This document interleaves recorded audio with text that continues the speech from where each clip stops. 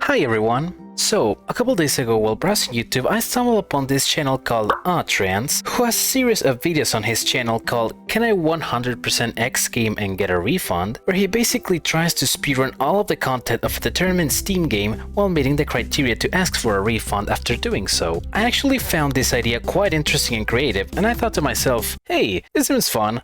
I want to do it too. And so I began to think about all the possible game options that I could try this formula with. In case you don't know, the requirements you need to fulfill in order to get a Steam refund are 1. Have less than 2 hours of total playtime in said game, and 2. Not owning the game for more than 2 weeks after purchase. So I began to think, what game is there that I could realistically 100% complete in less than 2 hours while also being rather difficult and a fun challenge? The game that ended up popping up in my head was no other than the Impossible game.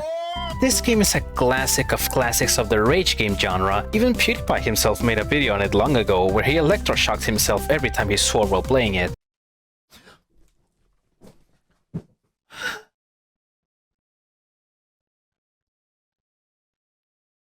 It is widely considered to be a very hard and frustrating game by many people, and the full completion of it should realistically take no more than 2 hours if I'm good enough, so that's why I decided this was the perfect option. But there's actually another reason why I was fairly confident in me being able to accomplish this.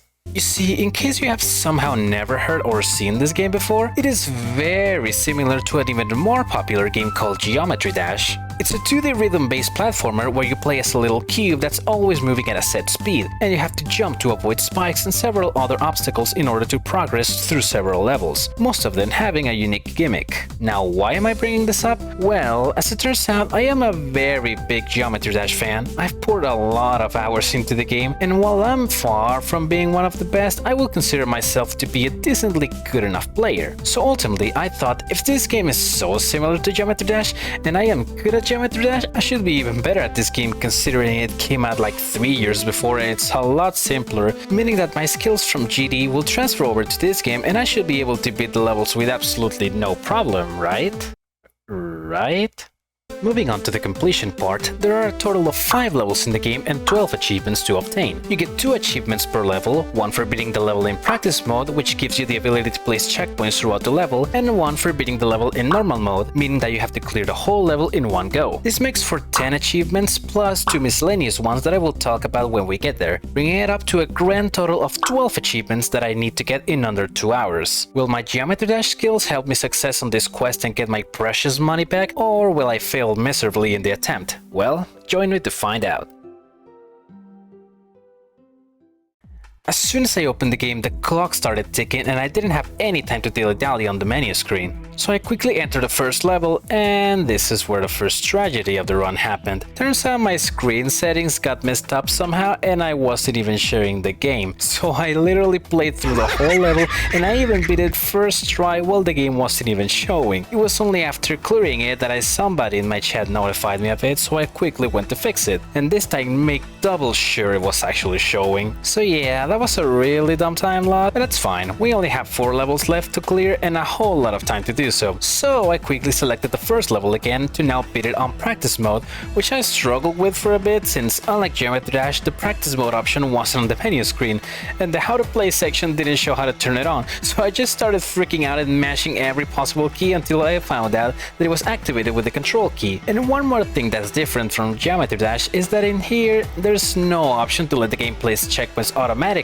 for you, and you always have to do it yourself, which caught me a bit off guard, but it was fine. And this is where another tragedy occurred. So I played through the level, made it to the end, and I didn't get an achievement for it. So once again, I was kind of freaking out, not knowing what the heck had I done wrong, and it wasn't until I checked the obtained medals that I realized something that I probably should have known before. When you beat a level in normal mode, you get both the achievements for clearing it in normal mode and practice mode as well, meaning that you don't have to play each level twice in each separate mode as I thought I had to. So I just wasted like almost 3 minutes beating the first level again on practice mode for literally no reason at all. Yeah, I know that this run isn't off to a great start, but trust me, we can still manage to bring this back if no more inconveniences happen throughout the rest of the run. So let's not worry too much about what happened and just keep moving on, shall we? Beating Fire Aura gave me the Fire Aura practice and Fire Aura no flags achievements.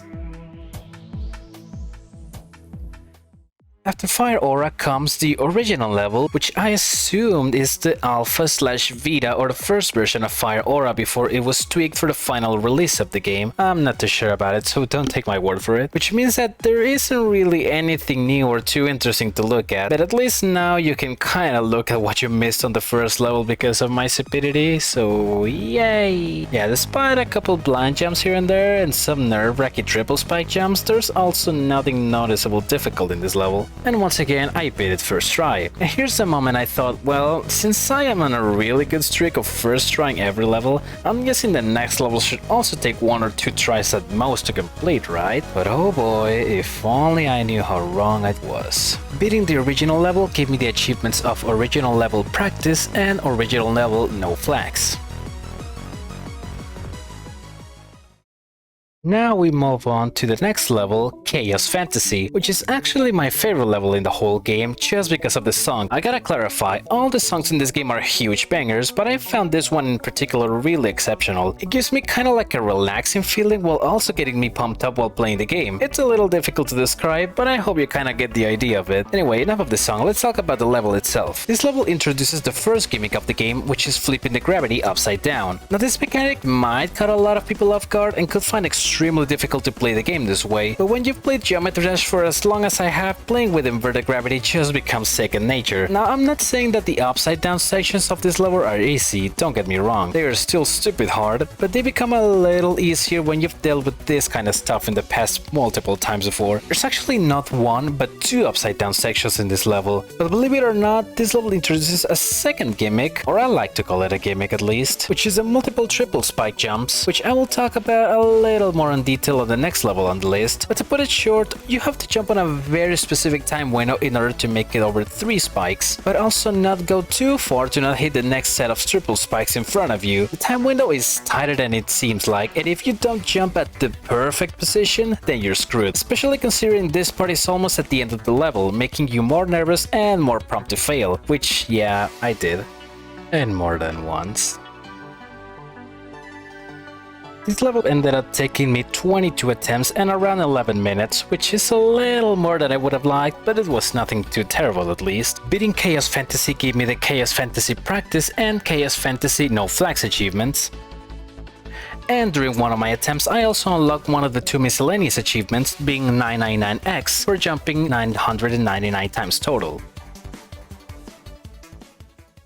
Now we have the next level, Heaven, but don't let the name fool you, as this level is not heavenly at all. In fact, I consider it to be the hardest level in the game, and a lot of people seem to do so as well. This level introduces a new mechanic on top of the 2 previous ones, which is the level crumbling behind you as you play it. Now you might think, how exactly does this affect the level or make it any harder? Well, honestly, on the first part it doesn't really affect it at all. It's just a neat visual effect to make the level a bit more appealing to look at. But on the second part it's a completely different story. Now the level puts that gimmick but in reverse, meaning that the level generates itself while you play it, giving you very little to no time to react to when you have to jump or let yourself fall next. So in order to do this part successfully, you either need to have superhuman reflexes or have the level perfectly memorized, and both of those are as equally as hard. But would you believe me if I said that this part is actually not the hardest part of the level? Yeah, the actual hardest part comes right after this part. Remember those stupidly difficult triple spike jumps that I talked about in the previous level? Well, now imagine having to do multiple of them all in a row and with the generating level mechanic on top of them as well. Yeah, this is as fun as it sounds.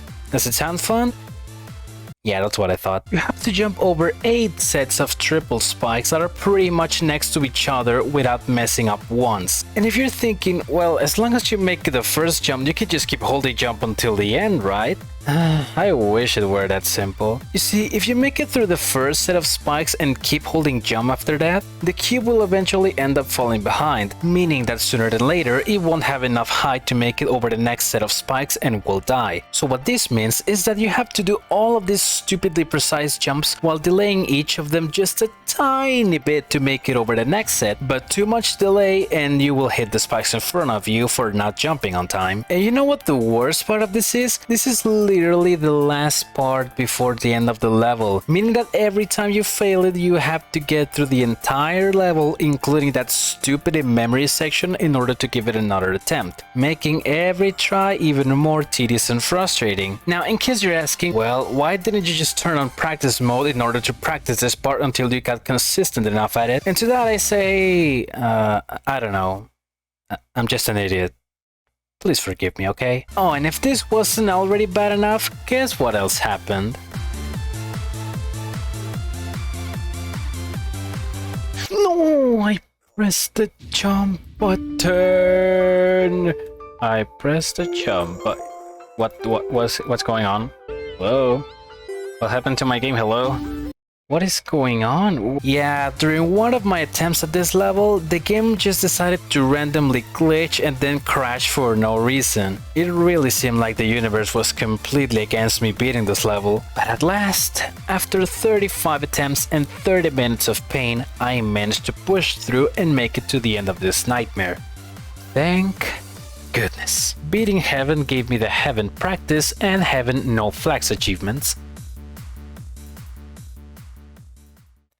Now for the last level in the game, Phased. This level is actually kinda weird. It honestly feels a little bit empty compared to the levels we just played, since it doesn't introduce any new gimmicks or use any of the previous ones. It doesn't even change screen color like the other ones. Yeah, this level doesn't have any upside down sections, no crumbling generating sections, or any multiple triple spike jumps either. Instead of any new mechanics, this level completely focuses on your skill, reaction time, and quick reflexes. You spend very little time on the ground and have to constantly jump on blocks and thinking fast on whether you have to jump or let yourself fall next. It almost feels like the game has come full circle, as it ends with a similar level to the one it started with. A simple level with no gimmicks, where the only thing that matters is your skill, coordination, and quick thinking. Like I mentioned before, just like the first level, it doesn't even change screen color, which I honestly consider to be a great ending for a game that's designed this way, where every time you fail, you feel it was your fault and not because the game threw any random or weird stuff at you.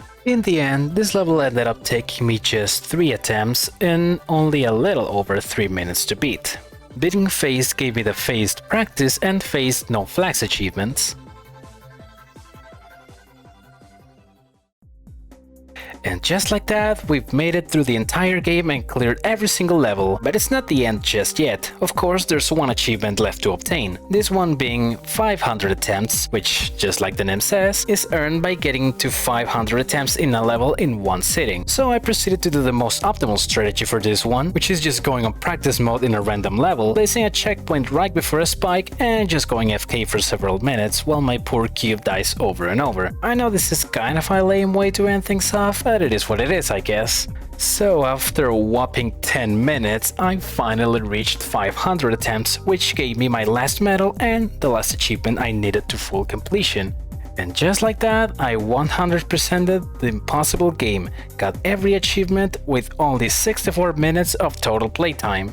Now, for the moment you've all been waiting for, did I actually get my money back after asking for a refund of this game?